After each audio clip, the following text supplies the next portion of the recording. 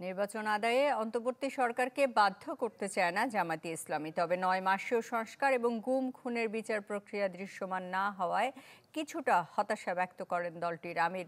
প্রত্যাশা করেন রাজনৈতিক দল ও অংশীজনের মধ্যে অর্থবহ সংলাপে কেটে যাবে সব। প্রাণ সসের মাখামাখি টেস্ট নুডলসকে করে তোলে আরো ইয়ামি আরো জোস। তাজা পাকা টমেটো আর সিক্রেট রেসিপি কম্বিনেশনে প্রাণ সসের বস। রাজধানীর মগবাজারে জামায়াতে ইসলামীর কেন্দ্রীয় মজলিসে শুরার অধিবেশন।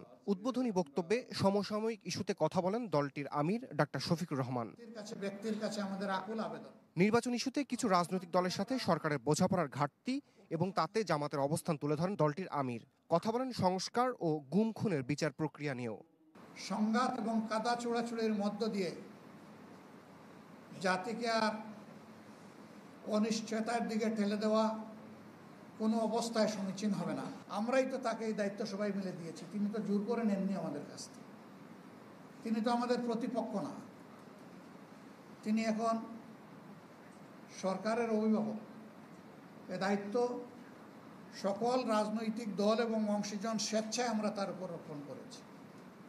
আমাদের দায়িত্ব তাকে সহযোগিতা করা। কথা বলেন মিয়ানমারের সাথে মানবিক করিডোর ও চট্টগ্রামের বন্দর ব্যবস্থাপনা নিয়েও। রাজনৈতিক দল ও অংশীজনদের সাথে আলোচনার মাধ্যমে সৃষ্ট জটিলতা সমাধানের প্রত্যাশা করেন জামাতের এই শীর্ষ নেতা। তবে কিছু সিদ্ধান্ত নির্বাচিত সরকারের জন্য রাখা উচিত বলে মন্তব্য করেন ডাক্তার শফিকুর রহমান। কিন্তু পার্লামেন্ট তো নেই। সেই পার্লামেন্টটা হতে পারত জনগণের প্রতিনিধিত্বকারী দেশপ্রেমিক সংগঠনগুলো।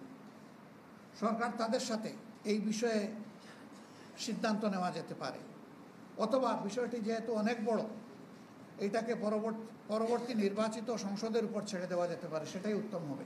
সেনাবাহিনী নিয়ে যে কোনো বিতর্কিত মন্তব্য দেশের সার্বভৌমত্বকে ক্ষতিগ্রস্ত করবে উল্লেখ করেন জামাতের আমির। সংকটকালে দলটির দৃষ্টি সজাগ আছে উল্লেখ করে বলেন, এ সময় দলটি চুপ করে বসে থাকতে পারে না। সেনাবাহিনীকে নিয়ে যে কোনো ধরনের মন্তব্য করা থেকেও বিরত থাকা উচিত বলে আমরা মনে করি। রমিজ হুসাইন, চ্যানেল 24, ঢাকা।